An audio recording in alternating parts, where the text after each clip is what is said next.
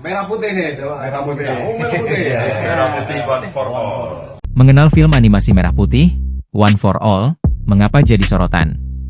Film animasi Merah Putih, One for All produksi Perfiki Kreasindo baru-baru ini merilis trailer.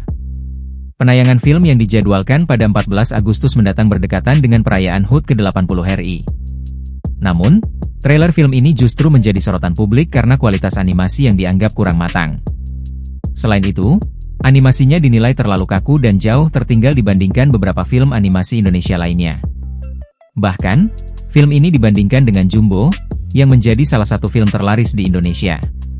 Kabarnya, Merah Putih, One for All juga diproduksi dalam waktu relatif singkat, yakni sekitar 2 bulan.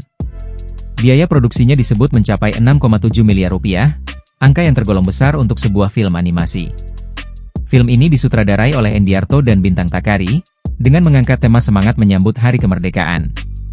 Ceritanya berfokus pada sekelompok anak yang terpilih menjadi Tim Merah Putih untuk menjaga bendera pusaka, bendera yang selalu dikibarkan pada setiap upacara 17 Agustus.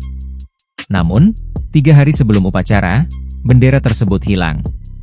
8 anak dari berbagai latar belakang budaya Betawi, Papua, Medan, Tegal, Jawa Tengah, Makassar, Manado, dan Tionghoa bersatu dalam misi heroik menyelamatkan bendera pusaka yang hilang secara misterius.